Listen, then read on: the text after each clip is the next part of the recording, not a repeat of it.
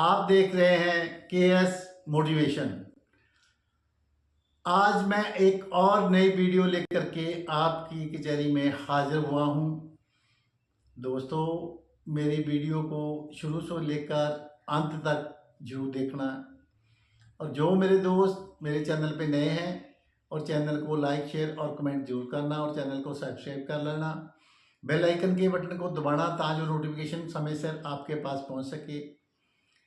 दोस्तों, इंसान की जिंदगी ज़्यादा से ज़्यादा 70, 80 या 85 साल तक होती है। कोई 100 साल तक पहुंचता है, और 100 साल के बाद, इस दुनिया से चले जाने के बाद, किसी को 10 साल 15 साल तक याद किया जाता है। कुछ महान शख्सियतें ऐसी होती हैं जिनका नाम इतिहास में दर्ज हो जाता है, और लोगों की जिंदगी में भी लोगों के दिलों में राज करते हैं, और मरने के बाद दूसरों के लिए प्रेरणा स्रोत बन जाते हैं। आज मैं आपको एक उस महान शख्सियत की, भारत के रत्न की सच्ची कहानी पर रूबरू करवाता हूँ, जिससे मेरे नौजवान दोस्तों को, बच्चों को बहुत प्रेरणा मिलेगी। उनकी कहानी से बहुत कुछ सीखा जा सकता है। आज बात करेंगे हम मरहूम श्री रतन टाटा जी की, जिन्होंने 9 अक्टूबर 2024 को मुंबई के बीच कैंडी हॉस्पिटल में रात को 11:30 बजे आखिरी सांस ली। दोस्तों, रतन टाटा जी उद्योग जगत में अरबपतियों की सूची में आते थे, लेकिन बहुत साधारण जीवन शैली थी उनकी। उनके पास कोई भी प्राइवेट जेट नहीं था, और मुंबई में 2 BHK वाले घर में रहते थे। और कोविड में उन्होंने 15 करोड़ की चैरिटी करी, यानी कि 15 करोड़ तक दान दिया, जरूरतमंदों की हेल्प करी। आपके दूसरे उद्योगपतियों को उनसे सीख लेनी चाहिए, आम लोगों को भी उनसे सीख लेनी चाहिए। उनका सपना था कि हमारे देश में, हमारे भारत देश में स्वदेशी कार होनी चाहिए, और घर घर में कारें होनी चाहिए। उनका ये सपना था। इस सपने को पूरा करने के लिए उन्होंने सबसे पहले टाटा इंडिका कार बनाई, और उस कार में कुछ तकनीकी कारणों के कारण जब सफल नहीं हो पाए, तो उन्होंने अमेरिका की एक कारों बनाने वाली कंपनी फोर्ड के पास एक डील करी, और अपनी कारों की कंपनी को बेचने का प्रस्ताव रखा। तो फोर्ड कंपनी के CEO ने उनको मजाक में कहा कि जब आपको कारों के फील्ड में कोई एक्सपीरियंस नहीं था, तो आपने ऐसा काम क्यों किया, कोई और काम कर लेते। ये बात रतन टाटा जी को चुभ गई, और उन्होंने अपनी कंपनी को बेचने का ख्याल छोड़ दिया, और दोबारा से मेहनत करनी शुरू करी। और इस बात के तकरीबन 8 साल बाद वही अमेरिका की कंपनी फोर्ड दिवालिया होगी। जब वो दिवालिया होगी, तो उसी कंपनी के 2 ब्रांड जैगुआर और लैंड रोवर टाटा साहब ने खरीद लिए और अपनी बेइज्जती का बदला लिया, और दोनों ब्रांड कामयाबी से चलाए, और उनकी प्रोडक्शन शुरू करी भारत देश में। एक बार मुंबई में वो अपनी गाड़ी में बारिश के दिनों में अपने ड्राइवर के साथ जा रहे थे, तो गाड़ी एक लाइट पर, सिग्नल पॉइंट पर रुकी। तो उन्होंने देखा कि एक परिवार के 4 मेंबर, हस्बैंड वाइफ और 2 उनके बच्चे 2 व्हीलर पर भीग रहे हैं और भीगते हुए जा रहे हैं। तो उन्होंने अपने ड्राइवर से पूछा, ये 4 लोग 2 व्हीलर पे जा रहे हैं, ये 2 व्हीलर की कीमत कितनी की होगी? तो ड्राइवर ने बताया कि साहब, इसकी कीमत कोई 60-70 हज़ार के करीब होगी।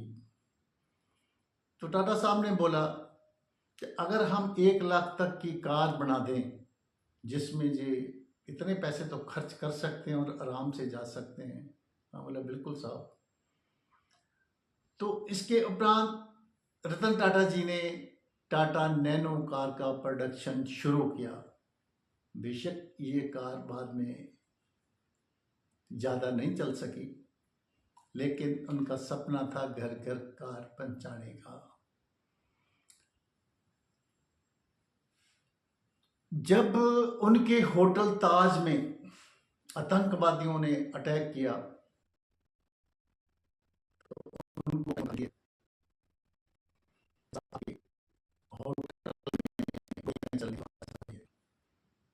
तो वो एक सीट उनका घर में था, दूसरा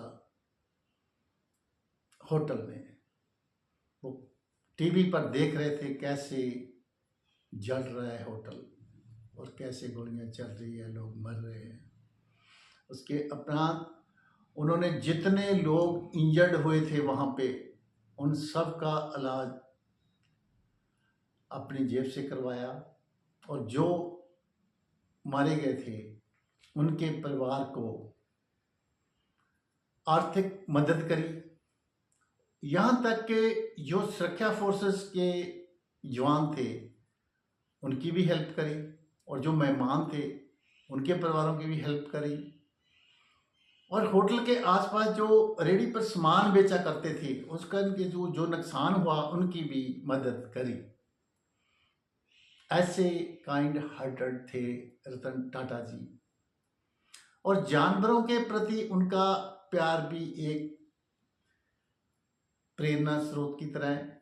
एक बार एक बीमार कुत्ता उनके होटल के परिसर में आ गया तो उन्होंने उस कुत्ते का इलाज करवाया और अपने गार्ड को हुक्म दिया कि इस कुत्ते को बाहर नहीं भेजना और इसको इधर ही रखो और दोबारा उसकी मदद करते रहना।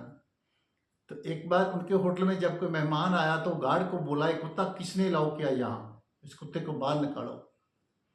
तो गार्ड ने बताया कि ये कुत्ता इस होटल के मालिक टाटा साहब ने अलाउ किया।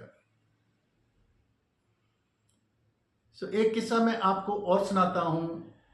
एक बार उनको सम्मानित करने के लिए इंग्लैंड के राजकुमार चार्ल्स ने उनके सम्मान में इंग्लैंड में लंदन में एक समारोह रखा, जिसका सद्दा पत्र टाटा साहब ने स्वीकार कर लिया। लेकिन उससे पहले उनका एक डॉग जिसको वो बहुत प्यार करते थे वो बीमार हो गया। तो टाटा साहब ने अपने डॉग के बीमार होने की वजह से अपना सम्मान समारोह जो लंदन में होना था उसको कैंसिल कर दिया। लोगों ने पूछा, साहब ऐसा क्यों कर रहे हो? तो टाटा साहब ने बोला कि मेरा डॉग बीमार हो गया, इसको बीमार डॉग को मैं छोड़ के नहीं जा सकता। इस बात की खबर जब इंग्लैंड के राजकुमार चार्ल्स को मिली तो वो भी इस बात से बहुत खुश हुए और उनके कंपनी में अगर किसी कर्मचारी की डेथ हो जाती थी काम पे आते हुए जाते हुए, जहाँ काम पर रहते हुए, तो उसके परिवार में से एक मेंबर को नौकरी देने की पॉलिसी थी। तो एक बार की बात है, उन्होंने किसी इंटरव्यू में बताया था कि एक कर्मचारी उनका जो 2-3 महीने रह गए थी, जिसकी सर्विस वो रिटायर होने वाला था, उसके जवान पुत्र ने सोचा कि मेरा बाप तो अब रिटायर हो जाएगा, मेरे को नौकरी मिलेगी नहीं, तो क्यों ना मैं अपने बाप को मार दूं। उसके बेटे ने अपने बाप का कत्ल कर दिया ताकि उसको नौकरी मिल सके। इस उपरांत टाटा साहब को जब ये खबर पहुंची तो बहुत दुख हुआ। फिर उन्होंने एक ऐसी पॉलिसी बना दी कि उनकी कंपनी में से कोई भी आदमी जब रिटायर होगा उसके परिवार में से कोई भी एक मेंबर जो नौकरी करने का चाहवान होगा उसको बिना शर्त नौकरी दी जाएगी, ताकि जो फ्यूचर में किसी और बेगुनाह की मजबूर इंसान का कत्ल ना हो। सो दोस्तों, ऐसे लोग दुनिया में बहुत कम होते हैं। पैसे से कोई मशहूर तो हो सकता है, लेकिन दूसरों के दिलों पर राज नहीं कर सकता। हम सब लेना चाहते हैं, अगर हम देने की आदत डाल लें थोड़ा सा जितना भी है। मैं आपको एक कहानी सुनाता हूँ एक फकीर की। एक बार एक बादशाह खैरात बांट रहा था, तो वो फकीर भी लाइन में लग गया। जब फकीर का नंबर आया तो उसने अपनी टर्म दूसरे को दे दी, पीछे जाकर फिर लाइन में लग गया। सारा दिन ये काम करता रहा, तो शाम तक उसने खुद के लिए कुछ नहीं लिया। तो लास्ट में बादशाह ने उससे पूछा, भाई तुम जब तुम्हारी बारी आती है तो तुम पीछे चले जाते हो, क्या बात है, तुम खुद क्यों नहीं लेते? तो फकीर ने बोला, बादशाह आप भी दान कर रहे हो, मैं भी कर रहा हूँ। आपके पास प्रॉपर्टी है, जो हीरे जवाहरात है आप दे रहे हो, लेकिन मेरे पास मेरी टर्न है, मैं अपनी बारी दूसरों को देता हूँ। मुझे इस बात की खुशी है। हम बहानेबाजियां करते हैं कि हम कोई क्या दे सकते हैं, किसी को क्या नहीं दे सकते। हम बहुत कुछ दे सकते हैं, लेकिन देना चाहें तो, लेकिन हमें हमारे दिमाग में तो लेने की आदत पड़ी हुई। हमें तो दूसरों पे राज करना चाहते हो, दिलों पे राज करना चाहते हो। जो खुशी किसी की सेवा करने में, किसी की हेल्प करने में मिलती है, किसी से छीन करके खाने की, जहाँ किसी से चीटिंग करके लेने से नहीं मिलती, और उस आत्मा को कभी शांति नहीं मिलती जो दूसरों को चीट करता है। ऐसे महात्मा लोग जो लोगों के दिलों पे राज करते हैं और लोगों की सेवा करते हैं, वो लोक में भी और परलोक में भी जिंदा रहते हैं। सो दोस्तों, मेरी ऐसी वीडियो देखने के लिए मेरे चैनल को सब्सक्राइब जरूर कर लें और कमेंट जरूर करें, ताकि जो आपकी चॉइस के अनुसार मैं वीडियोस अपलोड कर सकूं। मिलते हैं अगली वीडियोस में। धन्यवाद दोस्तों।